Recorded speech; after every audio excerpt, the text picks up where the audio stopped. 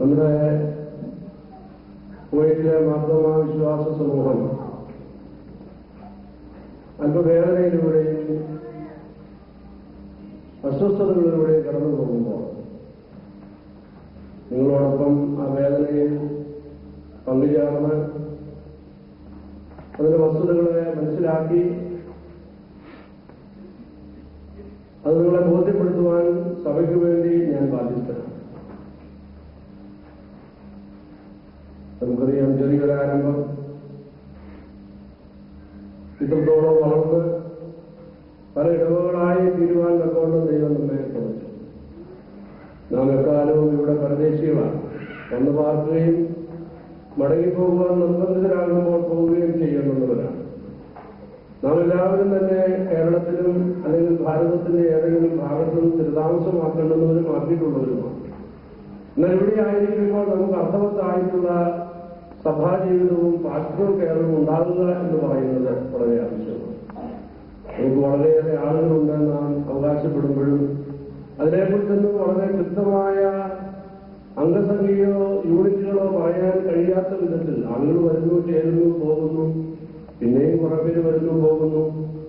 അതൊക്കെ ഒരു വ്യക്തതയോടുകൂടെ കുറെ കൂടെ കാര്യക്ഷമമായി പാരിഷ് മിനിസ്ട്രി പാസ്റ്ററൽ കെയർ ഉണ്ടാകണമെന്ന് സഭ കുറെ കാലം കൊണ്ട് ആഗ്രഹിക്കുന്നു. 10 കൊല്ലം മുമ്പ് ബഹുമാനപ്പെട്ട PS ഡാനിയേലിനോടിരിക്കുമ്പോൾ അതിനുള്ള ആലോചനകൾ നടന്നു.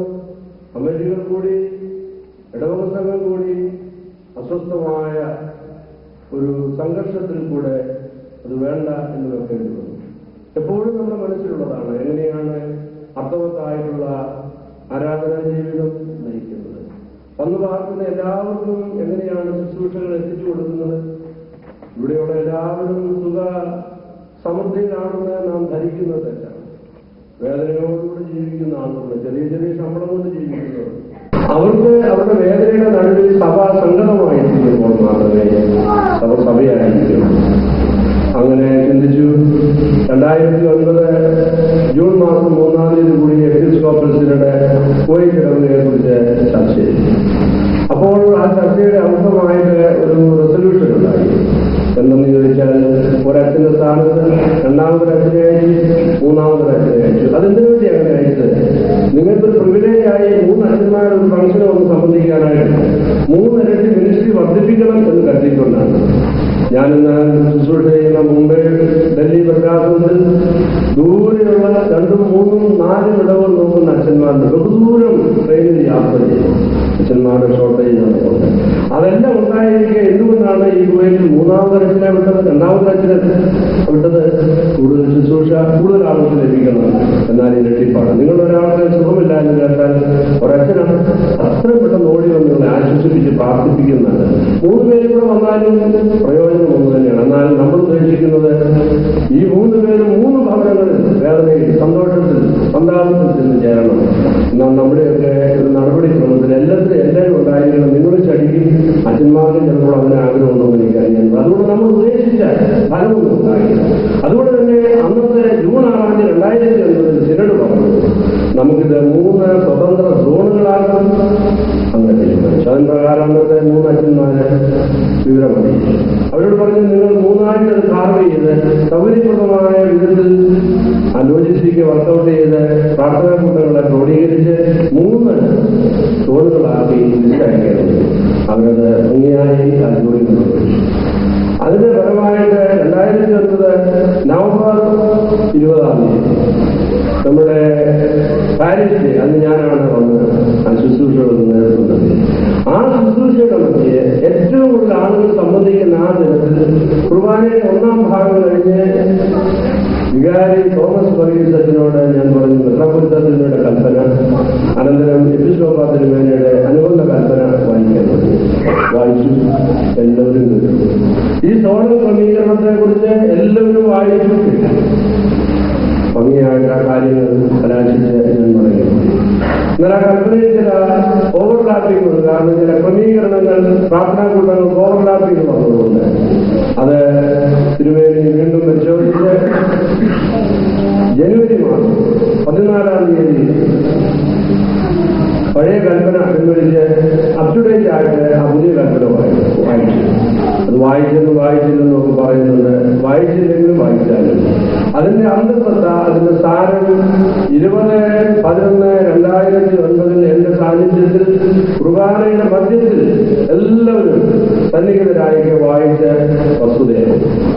ആ കൽപ്പനയിൽ 2-3 കാര്യം പറ്റിയത്. ഒന്ന്, ഇത് 6 മാസം കഴിയുമ്പോൾ പുനരാലോചിച്ച് പുനഃക്രമീകരണം ചെയ്യും. 2 ഇടത്തായിട്ട് തിരുമേനി കൽപ്പനയിൽ സൂചിപ്പിച്ചു അച്ഛന്മാർക്കായിട്ട്.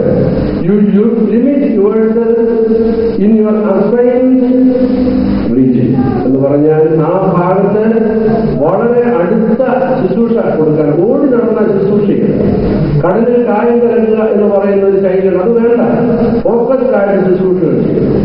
സഭയ്ക്ക് 5 ഔദ്യോഗിക ഓർഗനൈസേഷൻ ഇവിടെ 11 അതിലധികമുണ്ട്. കാരണം 460 പരം ഇടവകളിൽ നിന്ന് വന്നിട്ടുള്ളവരാണ് ഈ കുവൈറ്റിലുള്ളത്.